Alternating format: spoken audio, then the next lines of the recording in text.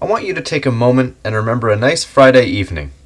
The month is May, and the year is 2012. Maybe you were taking the bus home from work and scrolling Facebook to see what your friends were up to tonight. Maybe you were texting that cute girl that you finally worked up the courage to talk to today. Maybe you were playing a game of zombies online with complete strangers before getting a good night's rest for your big day tomorrow. Whatever the case may be, there's a very good chance that iOS 6 was the underlying software that helped deliver these memorable moments to you. It's now nearly 6 years later since these comforting memories, and the million-dollar question is, can you use iOS 6 in 2019?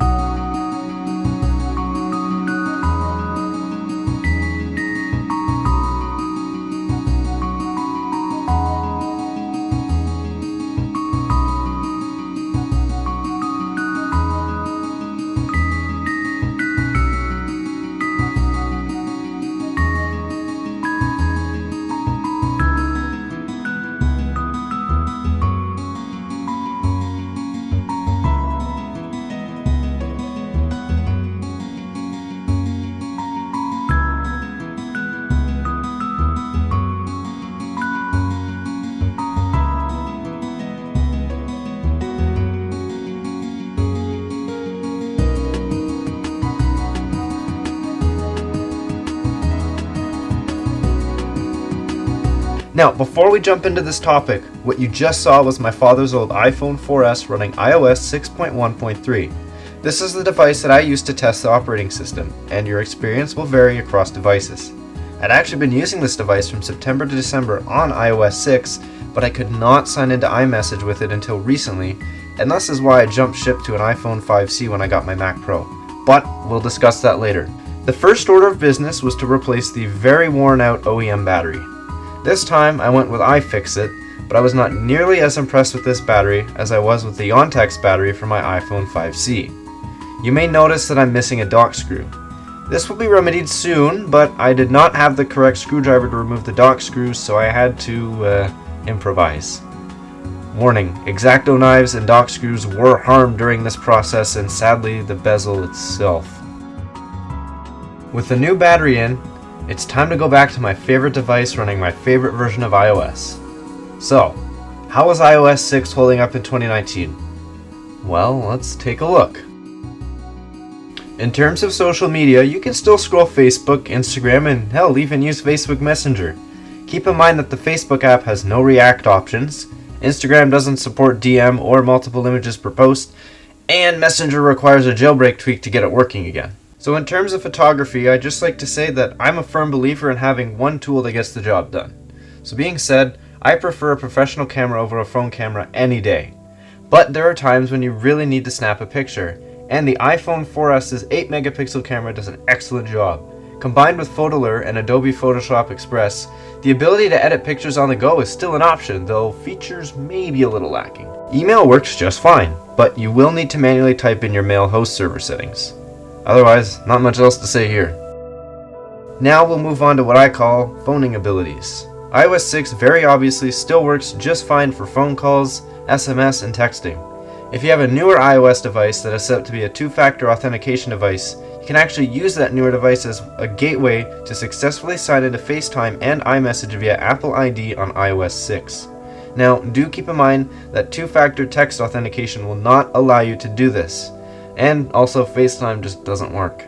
So to further discuss phoning abilities, Google Maps works just fine on iOS 6, and, at least on the iPhone 4S, the battery life compared to iOS 7 and up is amazing. This was Apple's last truly optimized iOS in my opinion. You should have no issues staying charged all day with regular usage. Now if you jailbreak your device and install a little tweak called Mikoto, you can actually disable the VoIP service in both Facebook and Messenger, as well as blocking OTA updates. All of these will save you a noticeable amount of battery life. So let's talk about games. If you're someone that likes phone games, honestly, there are still some games that have older versions which will work just fine on iOS 6. Some of these games include Minecraft, Call of Duty Zombies, Tiny Wings, 30 Second Life, etc. And you know what? These are all old school games from a time when gaming on mobile devices wasn't about pushing out horrible shovelware Unity apps plagued with ads, or, cash grab gashapon games with half-naked anime girls. These are real phone games. So, iOS 6. Seems pretty promising so far, right? I mean, hey, we can scroll social media, keep in touch, edit photos we take on the go, keep our conversations in sync between our Mac and iPhone using iMessage, and you know what? We can even get through the whole day easily with our optimized operating system. Unfortunately, the good news stops right now. Good luck browsing the web. Since iOS web browsers need to use some core component from Safari as per Apple's orders, they're basically all the same as Safari. This is proven in iOS 6 with Google Chrome and Safari improperly rendering these same pages and just being, well, a huge pain. Web browsing on iOS 6 is getting honestly close to a failing grade for me. It's good when you're in a pinch, but even for simple things it falls flat.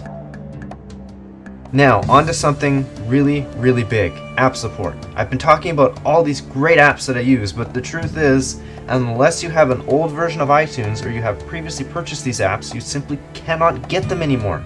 And to make matters worse, devs have begun pulling their iOS 6 archived apps from the App Store, making it even more difficult to get your hands on them. Google recently pulled all of their iOS 6 archived apps from the App Store, so I made sure to back up my IPAs so I will never lose them. Now, with that being said, if you do have a jailbroken iOS 6 device and some old IPAs, maybe from a previous device or a friend, it is very much possible to install AppSync Unified and then install someone else's IPA files. So I highly encourage everyone to archive their old apps for preservation. Now, the iTunes store doesn't really seem to work too well either, and you honestly can't do any purchasing or account info updates on iOS 6, unfortunately. For Facebook Messenger, you cannot start a new conversation, send pictures, change nicknames, answer or start VoIP calls, and yes, this was tested prior to disabling the VoIP service. I still believe it is useful as you can send and receive voice messages, receive images, answer messages, and keep up to date. So, with all of this talk, what is my conclusion? Well, I think that iOS 6 is not usable in 2019. That is to say, unless you are someone who is extremely minimalistic with their phone. Personally, it's a bit of a thin line since I got my iPhone 5C. I do miss the big screen and I miss being able to browse the web easily, but the beautiful UI of iOS 6, the simplicity of the older apps, the good phone games, and just the look of the iPhone 4S itself makes it just as hard to go back to the iPhone 5C. So let me know what you think. Do you still use an iOS 6 device in 2019? Tell me about it in the comments and stay tuned for more videos.